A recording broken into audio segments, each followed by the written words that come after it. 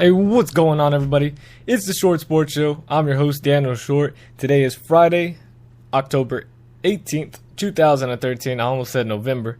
Got a good episode. Hopefully, there hasn't been a whole lot of stuff going on. I mean, there has been, but not a numerous amount, I guess I should say, of stuff going on. But hopefully we can still make this 30 minutes or so. But before we get into all of that, you guys know the deal. Follow me on Twitter at short_sports 24-7. Also on Facebook, The Short Sports Show. And if you missed this episode or any other episodes, or just want to re-listen to any other episodes, make sure you go on YouTube, type in The Short Sports Show, and make sure you like, subscribe, comment, favorite, all that other good stuff. And also follow me here on Spreaker. Help me get to 100 followers and spread the word. So just just tell people, just be like, hey, I know this awesome dude.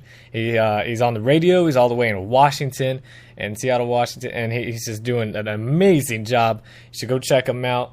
Just go and just click follow and listen to all his stuff because they're amazing. You do that, you're amazing. Anyways, some NFL news. We'll go straight on into it. The Gronkinator, the Gronkowski. I'm trying to remember his name. I'm going blank right now. Rob Gronkowski is now cleared to return against the New York Jets this weekend. He's been out the entire year with the leg injury or back. Is it back? I don't know. He's had a whole lot of injuries starting from last year with his wrist and his back and all sorts of things. People thought he'd be back last week and the week before. Finally, he is now cleared by doctors, and he's ready to go and most likely will start against the Jets. And, Jets have been doing pretty good defensively this year, which is kind of throwing people off. When Rex Ryan got there, he was the defensive coordinator for the Ravens before he took the job to become the head coach. And when he went to New York, he did a great job his first 2 years of making that defense, top notch with Bart Scott at linebacker and Jason Taylor there. A few of those guys, they got old, and a lot of these players weren't stepping up, weren't doing the scheme right, and whatsoever. And so defense has been lacking the past year or so now.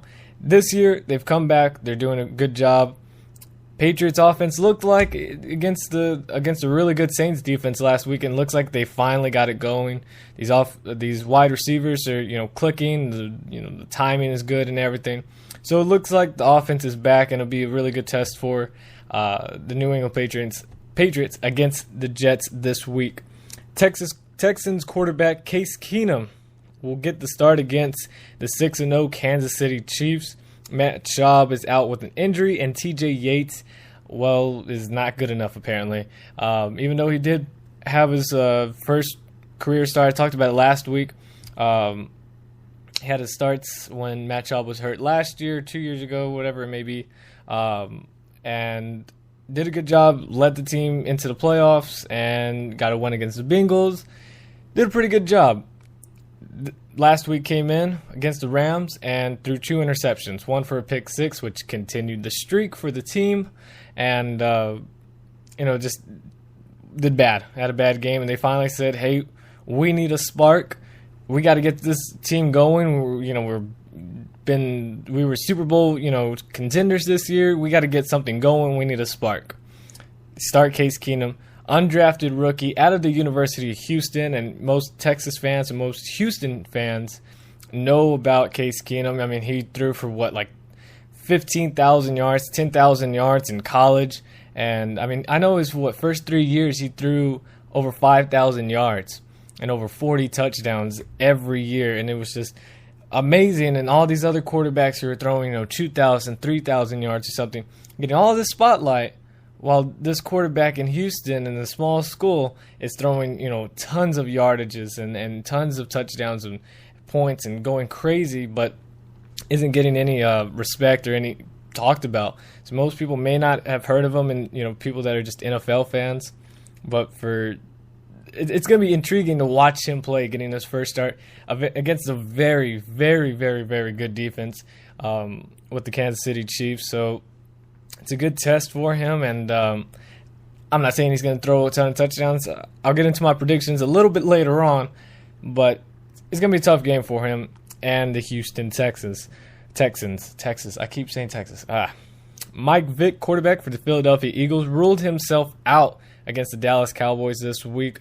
Hamstring is still keeping him out.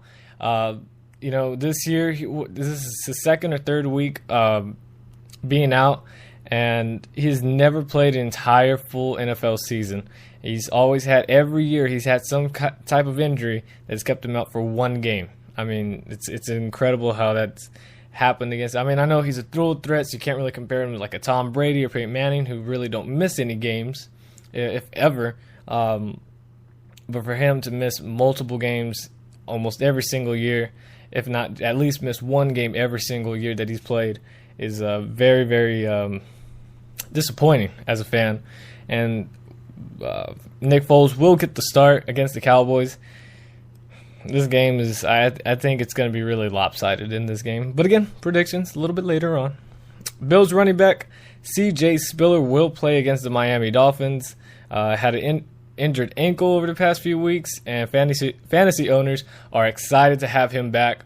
And of course, the week that I'm going against someone who has C.J. Spiller, he has to return. If he could have just missed this one game, I would have been okay, because I don't have C.J. Spiller on my team, so it's not going to hurt me if he doesn't play.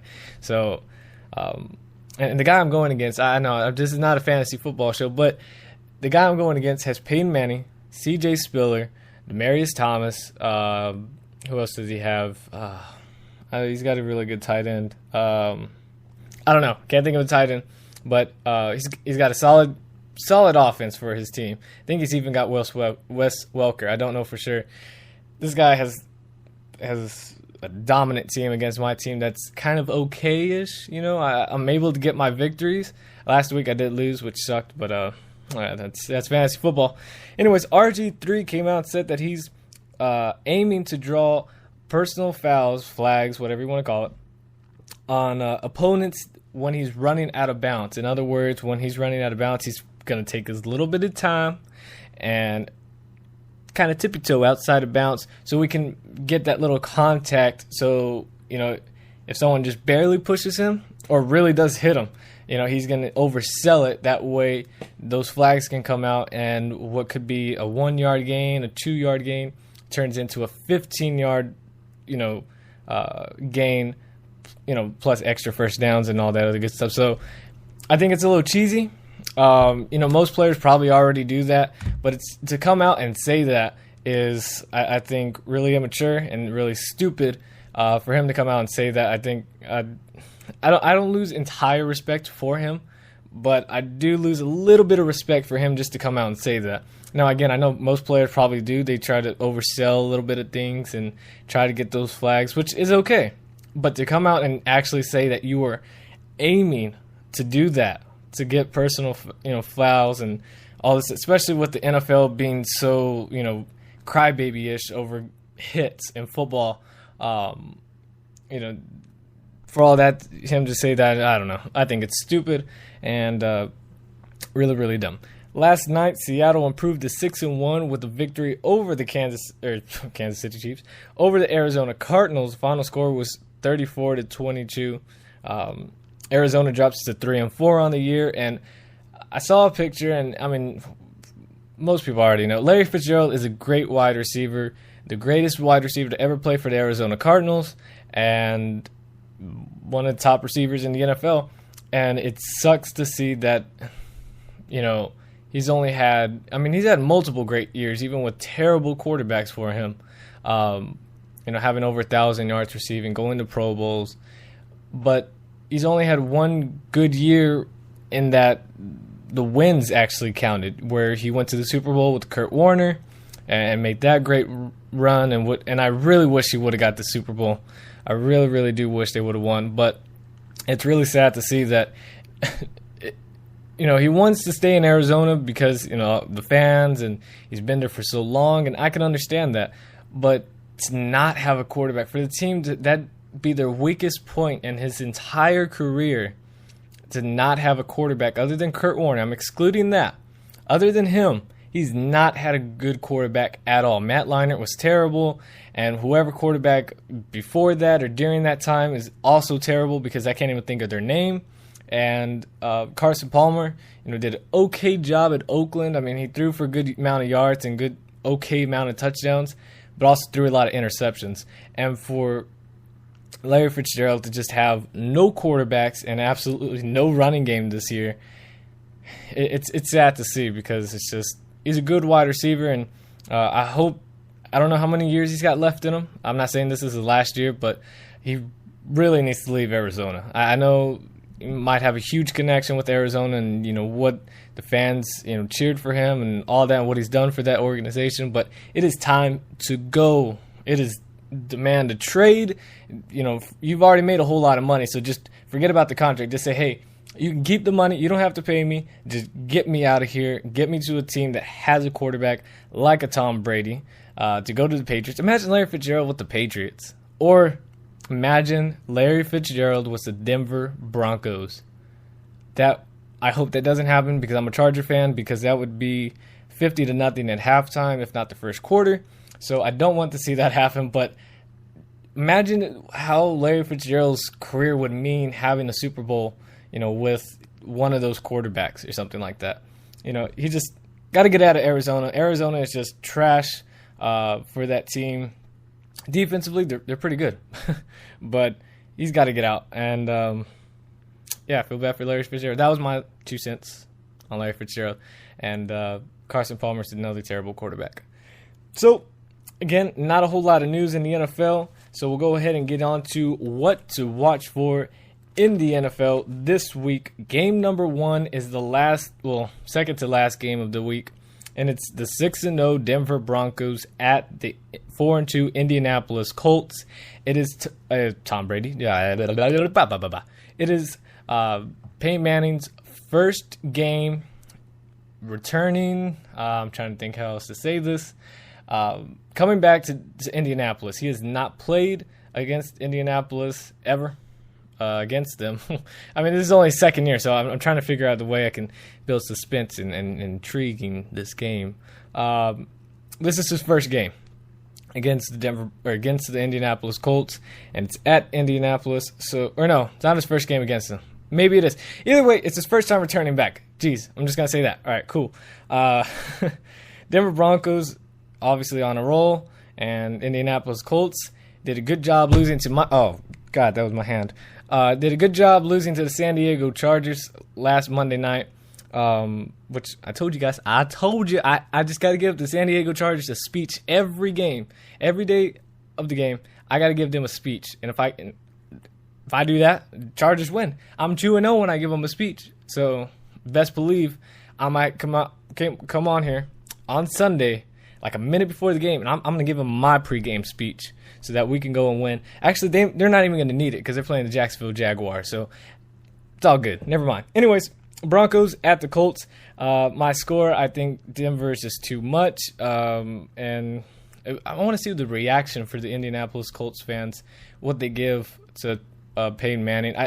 If anybody boos Peyton Manning, they shouldn't be a fan of football. They should be absolutely locked up in a room full of raccoons and just locked in there with no light, just because there's no reason to boo Peyton Manning. He didn't necessarily want to leave. He just, he kind of, maybe he did, but point is, no one should boo him. They should all cheer him because it's not like he left Indianapolis like Dwight Howard left Orlando, something like that. You know what I mean? Where there's like some type of tension in there. So if anybody boos Peyton Manning, they're stupid and shouldn't call themselves a fan of any sport, especially football. And it's going to be good to it's going to be kind of crazy to see him in a different uniform in Indianapolis and not running out with Reggie Wayne and whatnot. And Reggie Wayne's still getting it done. I have him on my fantasy team. Awesome job. Anyways, final score, Broncos 38, Colts 21. That is my prediction. With at least Peyton Manning throwing at least 3 touchdowns and no interceptions. That's my stat-wise. Second game, what to watch for is the 2-4 Houston Texans at the Kansas City Chiefs, who are 6-0. And like I said earlier, Case Keenum getting his starting his career.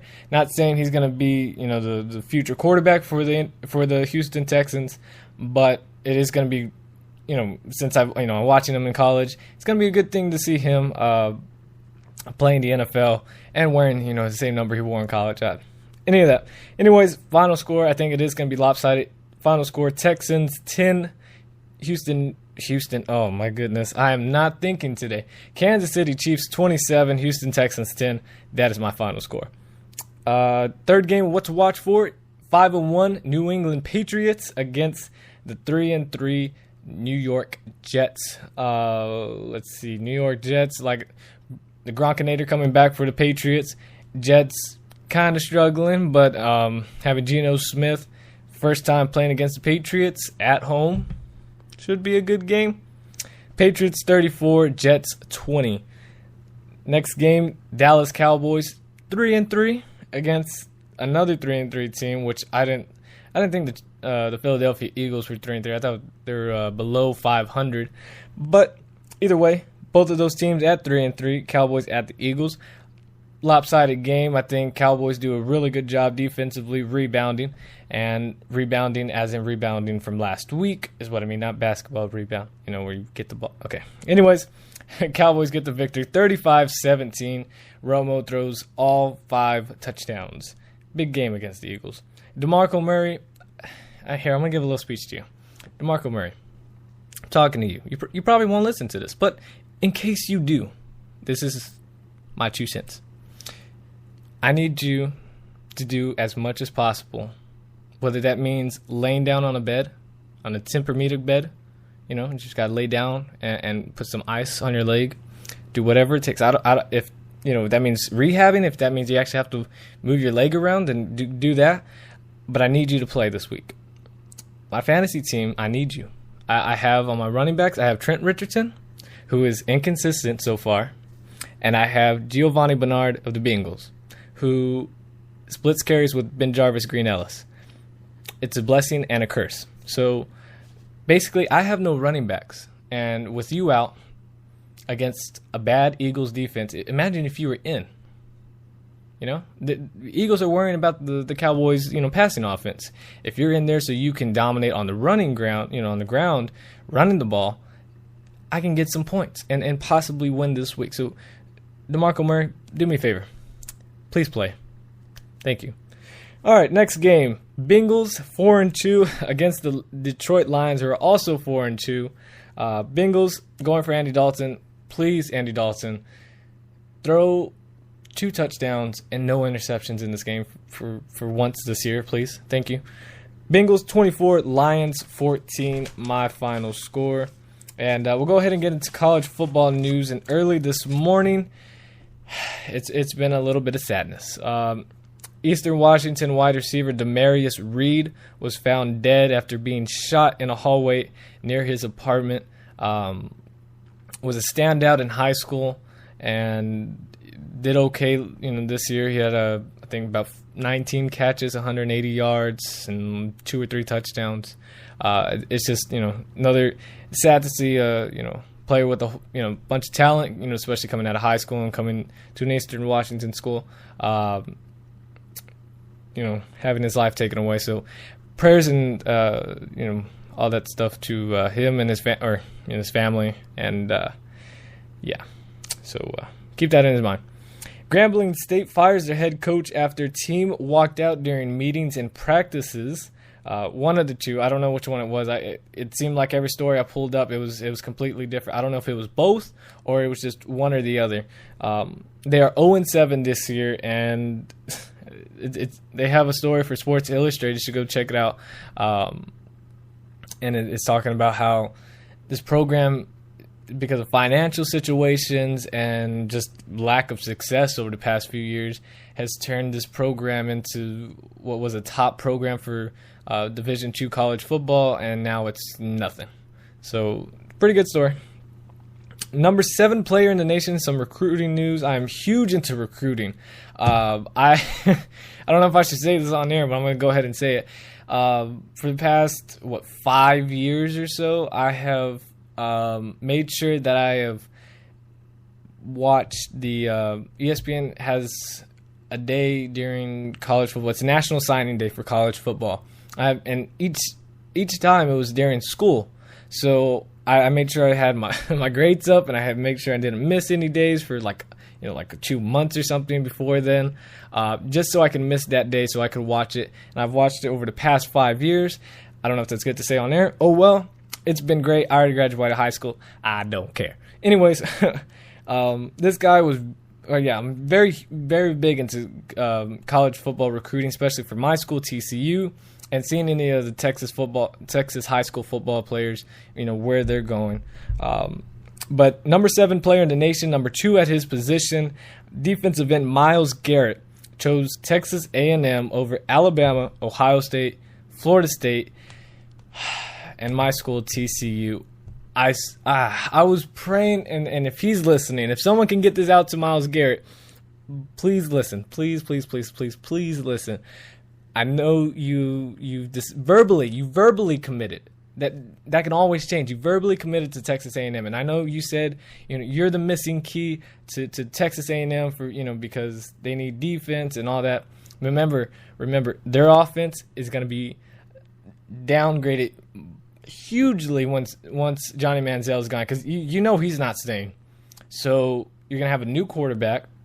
Not saying they don't have any good quarterbacks right now, but who knows? They're not going to be a Johnny Manziel, but they could be a little bit less. I know you got a good solid running game, you got great receivers, but sometimes quarterbacks can hurt you. Anyways, please reconsider TCU.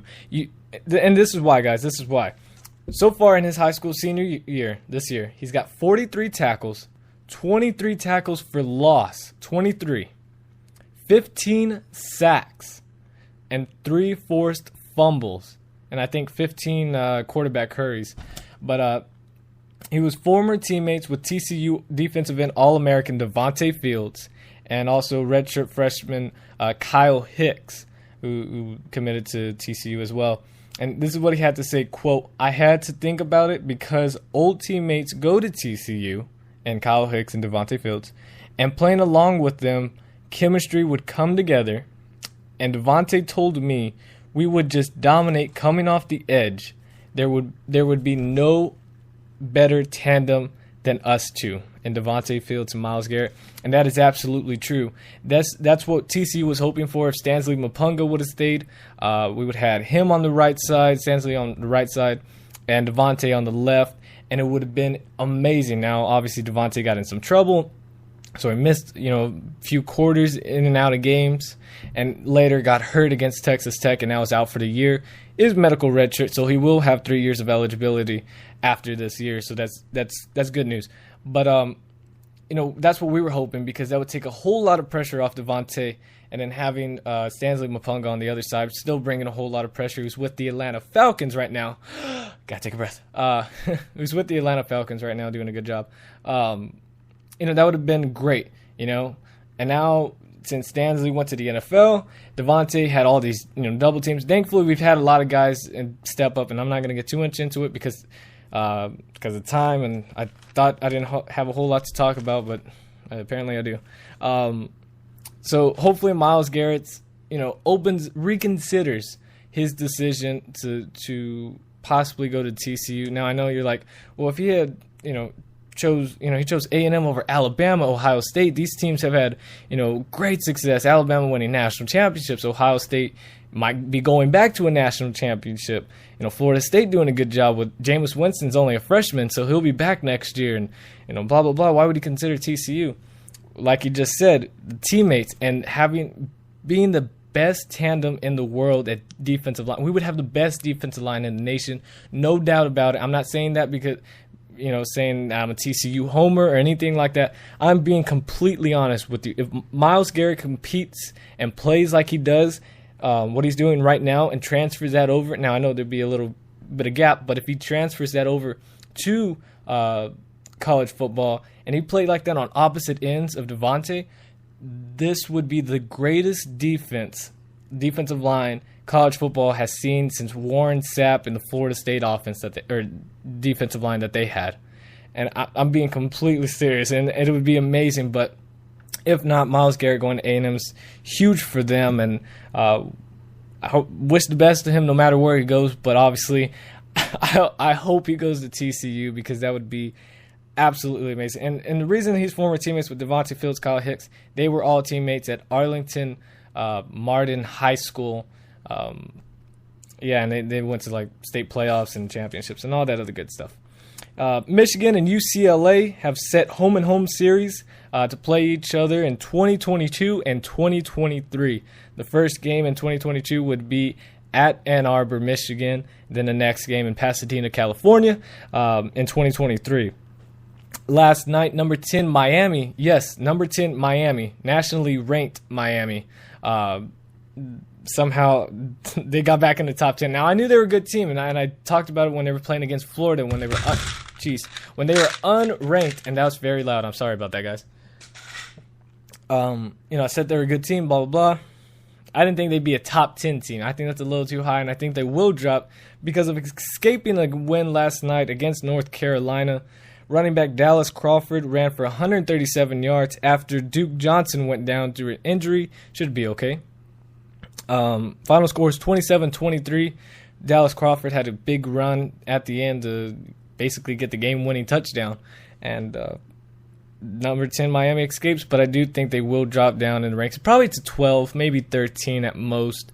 But they're not number 10 team. And I'm not trying to hate on any of Florida schools, but sometimes these ranking people try to give Florida, and I'm talking about the state of Florida schools, try to give them a huge up boost in ratings. What to watch for? So we got 3 minutes left, and we still got to talk about baseball news with my Dodgers playing tonight. Woo! I'm excited. Number 1 game, and it's going to be the great game this week. You have to watch it if you're a college football fan.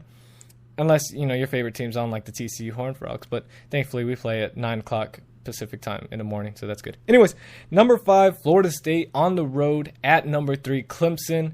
Going to be a great game. Great game. Jameis Winston doing a great job at Florida State, and Taj Boyd, who I believe is a number 1 draft pick, and I can't wait till we get closer to talking about the draft, because trust me, guys, I'm going to do probably an hour special just talking about the draft alone, and also doing probably an hour special for recruiting when the recruiting day comes up. So I'm excited for that. That's still far down the road, but I'm excited, guys. Anyways, I see Clemson getting the victory 27-24. Number 9, UCLA on the road at number 13, Stanford, who dropped huge after losing the game to Utah on the road. Stanford was number 5 in the nation and dropped to number 13. It's huge. Anyways, Stanford rebounds and gets the win, 24-17, my final score. Third game, which is on tonight. Make sure you guys watch it. UCF, who was 4-1, on the road at number 8, Louisville. And UCF can do some work, and this will be the last tough test for Louisville. So Louisville is either going to go undefeated after this if they win this game, or they're going to drop and not win and not be talked about for the national championship contender if they drop this game. And I do think, I forgot about my prediction, UCF 35, Louisville 34. Fourth game, what to watch for? TCU at number 21, Oklahoma State. TCU, I'm going for you guys. We have the best defense in the Big 12, and too bad we have probably the worst offense in the Big 12. So hopefully we get it going. We're on the road at Oklahoma State again for back-to-back years, which is a blessing in disguise because last year we were over there, hadn't been there forever.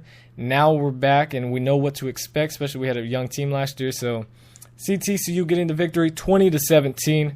Go Frogs. Number 5 game, what to watch for? Number 24, Auburn. Oh my God, I'm not gonna have enough time. At number 7, Texas A&M. Auburn gets the victory on the upset, 24-21. Hopefully that gets Myles Garrett to transfer, to think about going to TCU instead. Baseball games tonight. Dodgers game 6, win or go home series. On the road, we got Kershaw on the mound, 5:30 Pacific time. Tigers and the Red Sox play tomorrow at 1:30 Pacific time. Scherzer against Buchholz. Guys, if you like this, make sure you follow me on here and on Twitter. And I'll see you guys on Monday. Thank you guys for listening, and I'll see you guys then. Dodgers, Cardinals, they play. Oh, wait, I still got time. Dodgers, Cardinals tomorrow as well, Game 7. And so hopefully the Tigers make it go Game 7. I'll see you guys then. I'm out of time. Deuces.